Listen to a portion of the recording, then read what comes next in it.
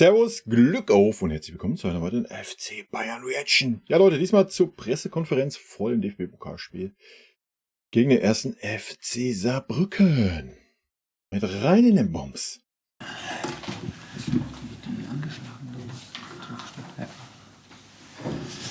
Ja, servus zusammen. Moment mal ganz kurz, das Wetter checken, kein Regen. Wunderbar, falls jemand fragt. Ja, herzlich willkommen zur Pressekonferenz vor dem Pokalspiel des FC Bayern.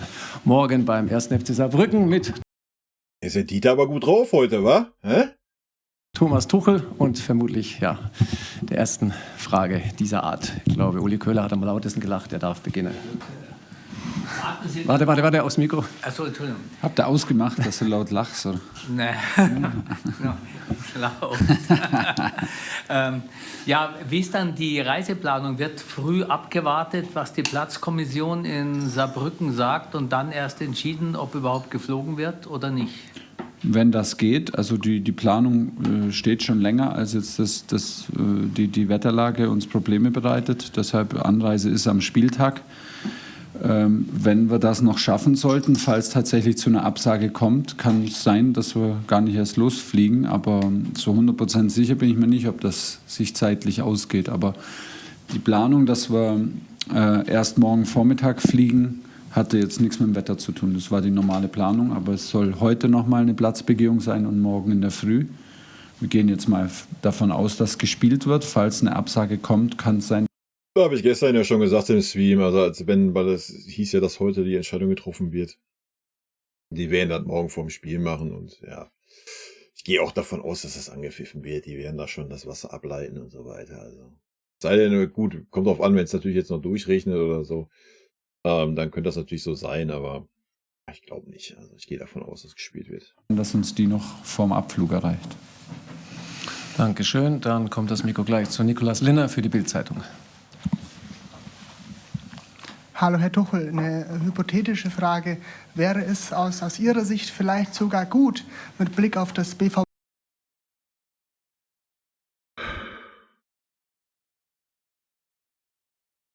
Komm, wir hören sie uns an, die Frage. Bin mal gespannt, wann von diesem Reporter endlich mal eine Frage kommt, die mal ein bisschen Substanz hat, Alter. BVB-Spiel am Samstag, dass das Spiel in Saarbrücken nicht stattfindet. Der BVB hat ja auch ein schweres Pokalspiel vor sich. Man wäre dann ausgeruhter im Vergleich zum Gegner. Ja, das spielt eine Riesenrolle eigentlich, ne? Eine Riesenrolle. Also wir sind ja auch nicht in der Lage, alle 3 Tage Fußball zu spielen. Wir können auch genauso gut anders argumentieren. Ist das dann gut, dass wir aus dem Spielrhythmus sind, wenn wir sonst alle 3 Tage spielen und der BVB seinen Spielrhythmus behält mit alle 3 Tage? Wäre das ein Gedanke? Den brauche ich mir nicht. Es ist müßig, darüber zu diskutieren, weil die Entscheidung überhaupt nicht in meiner Hand liegt. Es kann auch so sein, dass wir anreisen und nicht spielen können. Dann haben wir einen doppelten Nachteil, weil dann müssen wir irgendwann das Ding nachholen, haben die Reisestrapazen auch in den Knochen. Mir geht es eigentlich fast mehr um die Reise. Wir haben jetzt 2 Auswärtsspiele mit nur 2 Tagen dazwischen. Der BVB hat Heimspiel, glaube ich. Das ist ein großer Unterschied.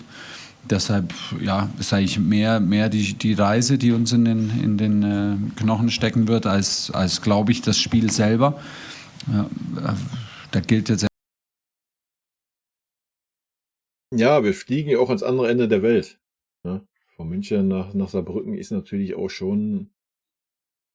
Das steckt die schon in den Knochen dann, du. Erstmal das Vertrauensprinzip, wenn der DFB entscheidet, dass gespielt werden kann mit den Schiedsrichtern morgen, dann hoffen wir auch, dass das reguläre Bedingungen sind, dass man spielen kann. Wie gesagt, Mittwoch, Samstag spielen ist grundsätzlich kein Problem. 2-mal auswärts ist in unserem Programm auf jeden Fall eine Herausforderung. Nächstes Mal Gabel für RTL, bitte. Hallo Herr Tuchel, das ist ja, glaube ich, generell so ein bisschen so ein Balanceakt. Einerseits natürlich sehr seriös, das Pokalspiel angehen zu wollen, weil da ja auch in den letzten Jahren gerade im Pokal nicht so wahnsinnig viel ging. Ja. Auf der anderen Seite aber möglicherweise auch die eine oder andere Stammkraft zu schonen im Hinblick aufs Wochenende. Wie planen Sie da? Gibt es da Überlegungen, möglicherweise auch Harry Kane beispielsweise mal eine Pause zu gönnen? Ja, aber gerade Harry ist eigentlich derjenige, der es gewohnt ist, viel zu spielen, Ich wollte gerade sagen, der kommt aus der Premier League, Alter. Der hat ja nochmal 10 Spiele mehr im Jahr wie wir. Wir müssen nicht mehr so viel rumheulen, Alter. Zu spielen und der sich darüber auch eine Match-Fitness holt. Und der grundsätzlich auch. Ja, so sollte das aber bei jedem Spieler sein. Was ist denn los, ey? fangen wir wieder das Thema an, oder was? Mittlerweile in jeder Pressekonferenz das gleiche Thema, ne? Merkt ihr das? Habt ihr das schon mal früher gehört beim FC Bayern? So, früher haben sich die Spieler da hingesetzt und gesagt, ja, endlich geht's los, endlich kommen wir in unseren Rhythmus, endlich können wir alle 3 Tage spielen.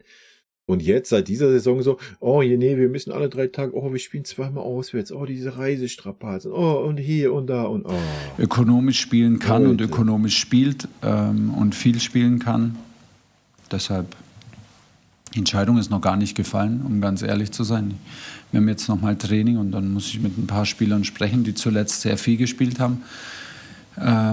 Wie sie sich fühlen. Wir haben Nuss kränkelt, Jamal war gestern ein bisschen krank, also müssen mal schauen, was mit Kingsley Coman ist, der glaube ich, umgeknickt ist im Spiel. Das sind dann eher die Sachen, die vielleicht es sinnvoll machen, Jungs zu schonen. Ansonsten gilt eigentlich auch da, sind alle gewohnt, auch Mittwoch, Samstags zu spielen, in dem Wow, jetzt endlich mal gesagt, Alter, dass wir es gewohnt sind. Warum heult er dann in jeder PK so rum darüber? Rhythmus zu spielen. Ich glaube, da brauchen wir jetzt nicht weiter groß darauf eingehen und uns Gedanken drum machen. Wir wollen, das ist dann letztendlich ein Spagat, wir wollen auch niemand... Wenn er jetzt sagt, wir wollen auch niemand außen vor lassen, Alter, dann falle ich vom Stuhl ab. das Gefühl geben, dass irgendwie jetzt Samstag wichtiger ist als morgen.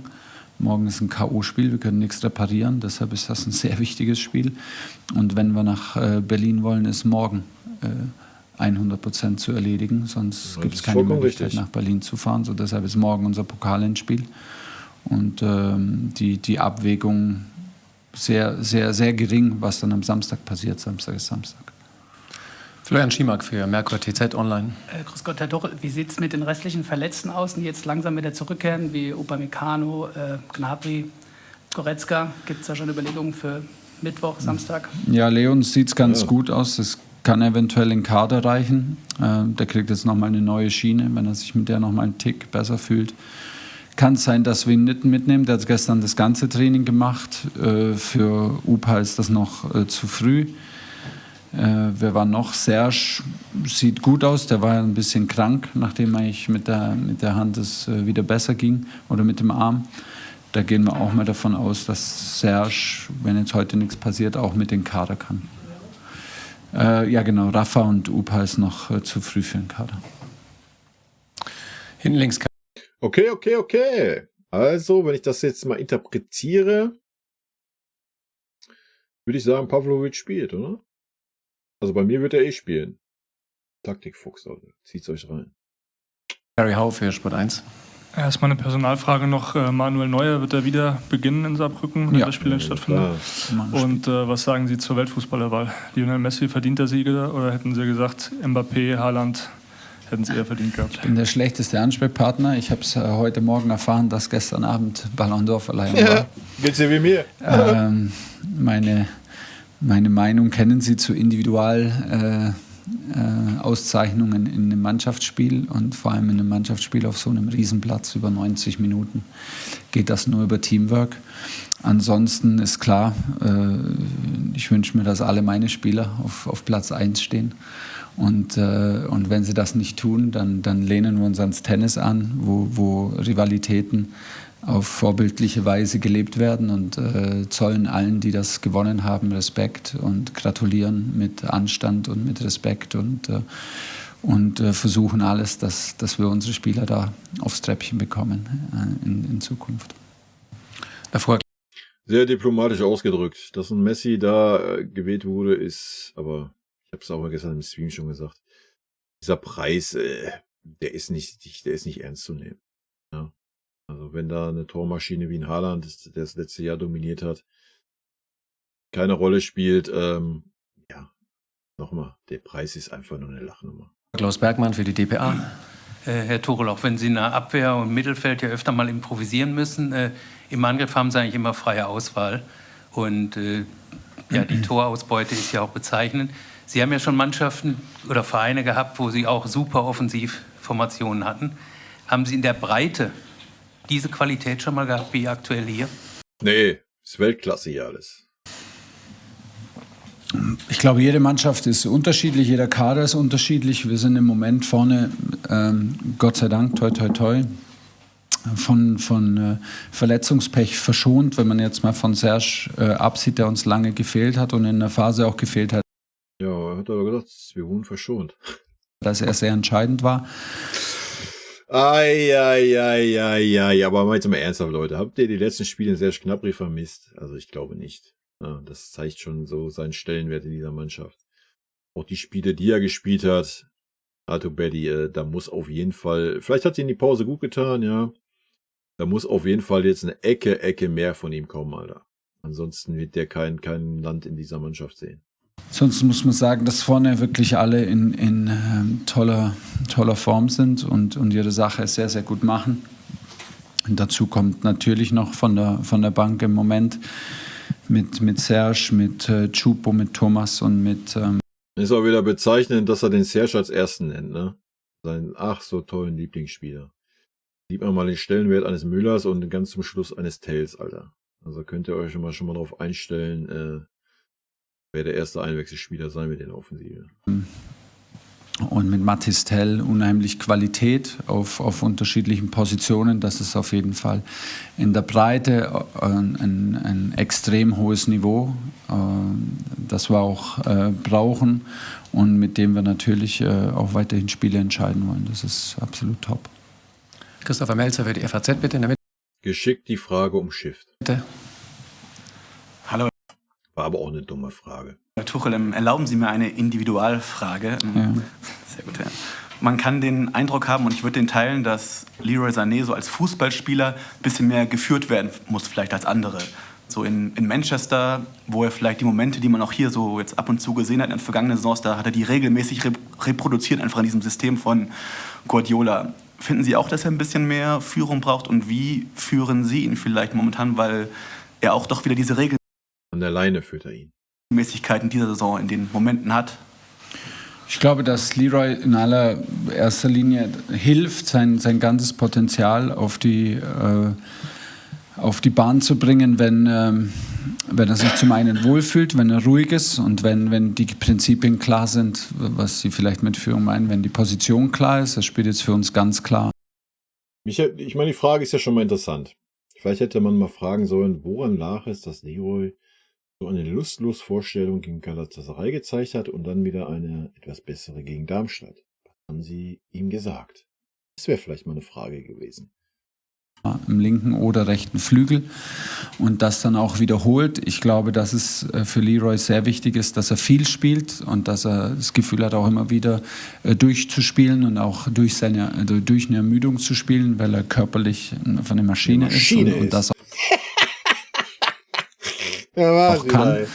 Und das braucht er auch für sein Wohlgefühl und für sein Selbstvertrauen und dann eine Klarheit. Wenn er dann eine Klarheit bekommt in den Aufgaben, die wir von ihm verlangen und die auch wieder... Da würde ich jetzt erstmal eine kleine Nachfrage stellen wollen. Ist diese Klarheit denn auch der Flanken inbegriffen? Das wäre nochmal eine coole Nachfrage. Vielleicht hören wir sie ja. Die kann er dann wiederholt abrufen wie kaum jemand anders, weil das Spiel auch, die Spiele jetzt eigentlich alle, die Spiele sehen, dann ist das eine riesengroße Stärke. Neben seinem Talent ist seine körperliche Verfassung und diese Tempoläufe, die Antritte, die Gegenbewegungen, die Sprints einfach wiederholt zu liefern. Und da kommt es aus meiner Sicht gut, ihm entgegen, wenn er seine Startposition im Angriff breit ist. Und ich glaube, dass ihm das hilft. Jetzt ist er gerade sehr effektiv von der linken Seite, weil Kingsley über rechts sehr effektiv wurde, als wir einmal umgestellt haben. Und deshalb bleibt das so. Aber die Aufgaben und die Anfangsposition unterscheidet sich nicht sehr für Leroy. Und ich glaube, dass ihm das hilft. Und dann ist es ein Mix. Und seine Leistung ist darin nicht hoch genug zu bewerten aktuell. Und wir hoffen, dass es so bleibt. Machen wir noch eine kurze zweite Runde. Nikolaus Linner nochmal für die Bild. Ja, Sie haben eben angesprochen, die Qualität, die unter anderem Mathys Tell von der Bank bringt in letzter Zeit. In der ersten Runde gegen Münster hat er die Chance bekommen, zu beginnen. Sie sagten, Sie sind sich noch nicht ganz sicher an manchen Stellen. Ist das für Sie eine Option, dass er ja auch gegen Saarbrücken startet? Ja, Mathys ist immer eine Option. Wir hatten jetzt ein paar Mal, hatte ich ihn schon in der Aufstellung. Ach, hör mir auf, ey. Ganz ehrlich, ey. wem willst du das denn verkaufen? Wenn ich jetzt schon gehört habe, wie er angefangen hat. Ja, ich habe ihn jetzt schon öfters auf dem Zettel in der Startformation gehabt. Aber nein, da habe ich mich. Das sind immer harte Entscheidungen. Stellung gedanklich und haben uns dann immer wieder auch entschieden, ihn noch ein bisschen zurückzuhalten. In Mainz war ganz kurz davor, für mich zu starten und jetzt auch im letzten Spiel, im letzten Punktspiel war kurz davor zu starten. Das ist überhaupt kein Problem. Er hat die Qualität dafür, er hat auch die Körperlichkeit. Dann haben wir jedes Mal ihn nochmal zurückgehalten, weil wir auch den Lauf der anderen nicht unterbrechen wollten. Das ist okay, kann ich nochmal, ne? Kann ich beim King, beim Musiala und beim Kane verstehe ich das. Beim Sané habe ich es nicht verstanden. Wenn er jetzt so argumentiert, von wegen den Lauf. Leroy hatte keinen Lauf in dem Spiel gegen Gala und gegen Mainz. Am Ende des Tages hat es ihm natürlich recht gegeben, habe ich ja auch schon gesagt, dass er Sané aufgestellt hat und nicht ein Tell. Aber diese Argumentation, die er jetzt gerade bringt, ist halt wieder schwach, leider Gottes. Also, wie gesagt, wo hat der Leroy jetzt einen Lauf gehabt, die letzten 2 Spiele? Davor natürlich, völlig klar. Ja, schwierig. Das ist im Moment seine Situation, die so unverändert, aber er ist auf jeden Fall für morgen eine Option zu starten. Noch zweimal bitte, Florian Schimack. Nochmal, jetzt war gestern Abend die Veranstaltung beim Zirkus Roncalli. Da hat Uli Hoeneß den Satz gesagt, unser Trainer kriegt alles, was notwendig ist in Anspielung auf oder in Anlehnung auf die Wintertransfers. Was ist denn notwendig? Hat er es sicher auf Transfers gesagt oder hat er gemeint von seinem Bäcker am Tegernsee Ich glaube, es waren die Transfers. Die Leberkässemmel. Dann wird es teuer für ihn. Dann wird's teuer. Immerhin ist er ehrlich, Alter. Wenn er das so gesagt hat, dann holen wir das raus, sobald im Januar die Transferperiode wieder eröffnet wird. Nein. Ist natürlich auch wieder ein richtiges Statement an Josua. Wir sind da dran und es ist auch wichtig, Lob, wenn es denn eins war, nicht zu persönlich zu nehmen. Und, hey, genau das habe ich gerade in meinem anderen Video angesprochen.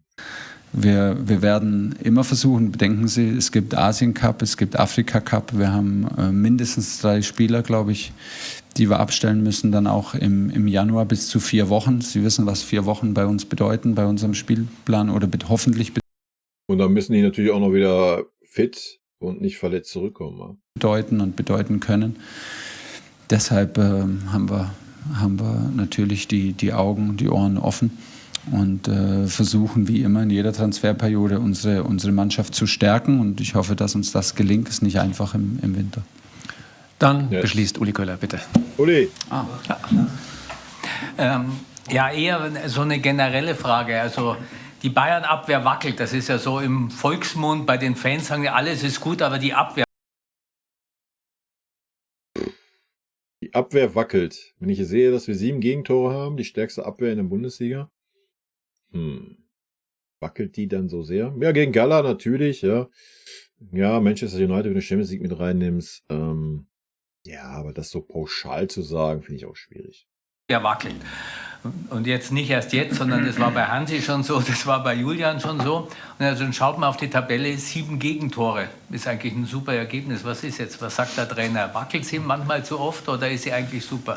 Ja, ist beides wahrscheinlich die Wahrheit. Wir lassen ein bisschen zu viele Torchancen zu. Das sieht man auch an den berühmten Expected Goals. Naja, das liegt aber oft an einem Außenverteidiger, muss man leider sagen. Ne? Wie gesagt, da in jedem Club, den wir spielen, der kann da die Flanken reinprügeln, wie er lustig ist. Das ist ganz selten, dass da mal irgendwie eine Flanke verhindert wird. Das ist so ein großes Problem. Ne? Und auch, ja, das Spiel durch die Mitte, also nochmal Kimmich auf der 6 ist halt einfach, ja, dadurch entstehen halt diese Chancen, wo oft viele oder einige dann noch vereitelt werden durch einen Innenverteidiger oder sowas. Von daher ist das ein bisschen schwer, das so pauschal zu sagen. Ja, wir haben natürlich auch viel Glück gehabt, teilweise, ne, oder einen guten Torwart mit dem Ulle oder auch jetzt mit dem Manu. Gehört natürlich dazu. Ja, aber generell lassen wir zu viele Chancen zu, das ist vollkommen richtig. Aber am Ende des Tages nochmal mit 7 Gegentoren sieht das jetzt nicht so schlecht aus in der Bundesliga zumindest. Ne? Die ja immer mit eingeblendet werden. Wenn wir dann noch davon ausgehen, das Spiel Leverkusen und Leipzig wegnimmst von den Gegentore her, dann guck dir die anderen an. Also. Die sind auf jeden Fall in einigen Spielen noch zu hoch.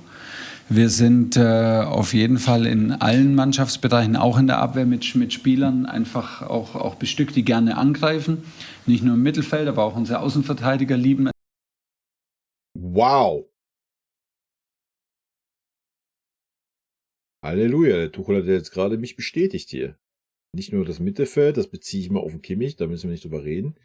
Und jetzt sagt er auch unser Außenverteidiger. Es mit anzugreifen. Und das merkt man manchmal unserem Spiel an.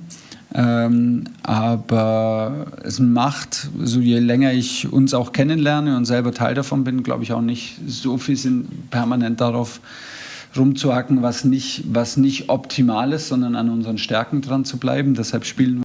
Das wäre auf jeden Fall mal ein richtiger Weg. Ein Gamechanger unterm Tuchel. Im Moment auch sehr, sehr, sehr offensiv, versuchen sehr viele offensive Spieler aufzustellen, versuchen Spieltempo dadurch hochzubekommen und unsere Stärken einfach dann über die 90 Minuten durchzudrücken, dass das ein Mann. Wow. Das jetzt, ich bräuchte jetzt die Nachfrage, seit wann das so ist. Aber was er jetzt erzählt, ist ja das, was wir im Streams schon oft besprochen haben, dass man das fordert, dass wir unsere Stärken umsetzen müssen und unsere Spielidee finden müssen vorne. All das sagt er ja jetzt gerade, dass er das macht. Die Frage ist jetzt, seit wann? Seit Gala? Vielleicht jetzt der Umschwung mit Darmstadt? I don't know. Was er erzählt, macht ja Sinn. Ne? Haben wir aber bisher nicht wirklich gesehen. Also wäre die Frage mal, ab wann er diese Erkenntnis hatte und ab wann er das ein bisschen geändert hat. Manchmal in gewissen Phasen und gegen manche Gegner dazu führt, dass wir nicht immer die optimale Balance haben oder vielleicht hier und da ein paar Chancen zu viel zulassen. Das stimmt. Aber die Tabelle, das Torverhältnis stimmt natürlich auch. So deshalb ist es beides. Es ist auf jeden Fall eine Wahrheit und wir sind da. Aber was mich ja positiv stimmt, dass er das halt auch selber sieht, wovon ich aber auch ausgegangen bin. Ne? Nicht umsonst hat er deswegen die Spieler gefordert, die er gefordert hat. Dran auch zuzulegen in der Giftigkeit, in der Körperlichkeit und auch in unserem individuellen Zweikampfverhalten gibt es immer noch Luft nach oben. Das ist auch gut so, ist erst November. Kurze Nachfrage, wenn Sie mir gestatten. Ja. Dortmund kämpft ja mit ähnlichen Dingen. Ist die Bayern-Abwehr besser oder ist die Dortmund-Abwehr besser? Wir werden alles dafür tun, am Samstag den Beweis anzutreten, dass wir besser sind. Und bis dahin schauen wir aufs Wetter. Danke, bis morgen. Servus. Servus, bis dann. Ja, waren ja mal 1, 2 etwas interessantere Fragen da. Wie gesagt, die Aussage vom Tuchel irritiert mich gerade ein klein wenig. Finde ich natürlich gut, dass er das so sieht, weil genau so ist es, meiner Meinung nach auch. Und ja auch vielen von euch weiß ich ja, dass die Meinung so ist. Ja, I don't know. Mal gucken. Vielleicht kriegen wir die Kurve jetzt. Bin gespannt. Wir werden es vielleicht morgen sehen, wenn das Spiel stattfindet.